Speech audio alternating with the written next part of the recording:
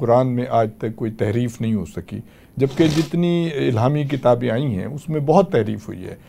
اس کے علاوہ قرآنی الفاظ جو ہیں اس کے معنی کے حوالے سے آپ بتائیے کہ کیا اعجاز ہے قرآن کا؟ قرآن کا اعجاز یہ ہے، اس کو انگریزی میں ہم سیمینٹک ایکسٹینشن کہتے ہیں، جی یعنی لسانیات کی زبان میں دلالت کی توسیع کہتے ہیں کہ وقت کے ساتھ ساتھ الفاظ اپنے معنی بدل لیتے ہیں، بالکل، یا ان کے معنی مختلف ہو جاتے ہیں۔ جی بالکل۔ میں صرف 2 مثالیں دیتا ہوں۔ جی یہ جے پامر بہت بڑا ماہر لسانیات ہے انگریزی کا، وہ لکھتا ہے کہ آج سے 200-300 سال پہلے NICE نائس نہایت بھدی گالی تھا انگریزی میں۔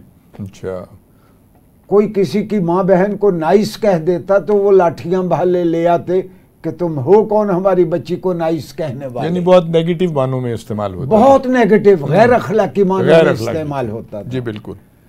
اور 200-300 سال کے سفر میں اس کا معنی بہت ہی پازیٹیو اور خوش کن ہو گیا، بہت اچھا ہو گیا۔ اب آپ کسی بچی کو ویری نائس کہیں، وہ کہتی تھینک یو ویری مچ۔ وردی، جی وردی، کوئی ایسی خاتون جس نے کم از کم 5-6 شادیاں کی ہوں یا کے بعد دیگرے، اچھا، تو چوسر لکھتا ہے کہ اس کو ہم انگریزی میں وردی لیڈی کہتے تھے۔ اور آج تو بڑے اعزاز کا سمجھا جاتا ہے۔ اگر نہیں، میں 8 سال وائس چانسلر رہا، ہر روز مجھے 30-35 درخواستیں آتی تھی ٹو دا وردی وائس چانسلر، حالانکہ یہ واقعہ ایک ہی بار ہوا تھا۔ جی جی، یعنی 200 سال کے سفر میں اس لفظ کا معنی بالکل الٹ ہو گیا۔ اچھا، اس کو ہم دلالت کی توسیع یا اس کو ہم سیمینٹک ایکسٹینشن کہتے ہیں کہ وقت کے ساتھ الفاظ اپنے معنی بدل لیتے ہیں۔ میں نے اسی اصول کو ساری الہامی کتابوں پہ لاگو کیا۔ اچھا اچھا، میں حیران ہوا کہ جب میں نے بائبل کھولی، آج سے 50 سال پہلے کا جو ایڈیشن ہے اس کی عبارت اور ہے، آج کی ایڈیشن، آج کا جو ایڈیشن ہے اس کی عبارت اور ہے، اور بائبل کے فیس پہ لکھا ہوا ہے دا ریوائزڈ ایڈیشن۔ ہاں ریوائزڈ، اور ہر جگہ ریوائزڈ لکھا ہوتا ہے، ہر دفعہ لکھا ہوتا ہے، ہر بار۔ اور نیو ٹیسٹیمنٹ اولڈ ٹیسٹیمنٹ وہ بھی ہے فرق اس کا بھی ریوائزڈ ہے، نہیں باقی الہامی کتابوں کا بھی یہی حال ہے۔ بالکل، یہ صرف قرآن کریم ہے کہ قرآن کریم نے 25,000 الفاظ استعمال کیے۔ 25,000، اچھا، مجموعی طور۔ اور جو ورڈ میننگ ریلیشن شپ ہے، لفظ اور معنی کا جو باہمی تعلق ہے، وہ امر ہے۔ واہ، یعنی ان 25,000 الفاظ جو قرآن کا حصہ بنے، کسی لفظ نے 1450 سال کے 1445-46 سال کے سفر میں کسی لفظ نے اپنے معنی نہیں بدلے۔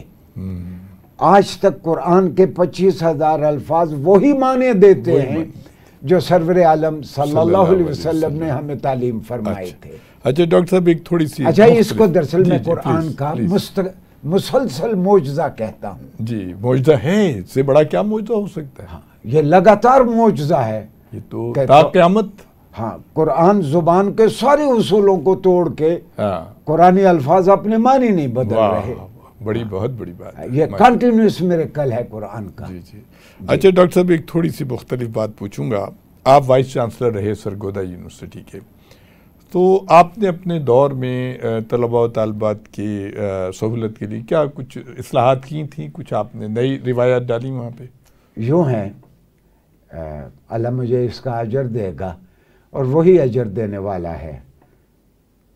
میں 8 سال وائس چانسلر رہا، جی، کوئی 40,000 کے قریب طالب علم تھے۔ جی، بہت بڑی یونیورسٹی۔ 27,000 میرے مین کیمپس میں تھے، باقی سب کیمپسز میں۔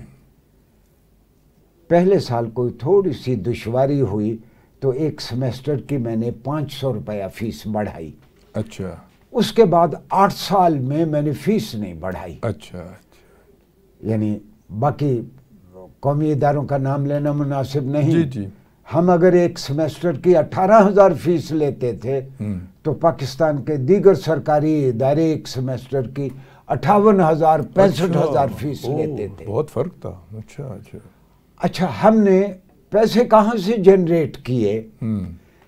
میں سمجھتا ہوں کہ جو یونیورسٹیاں نیا علم تخلیق نہیں کرتی وہ یونیورسٹیاں صرف سرٹیفکیٹ بیچنے کے ادارے ہیں۔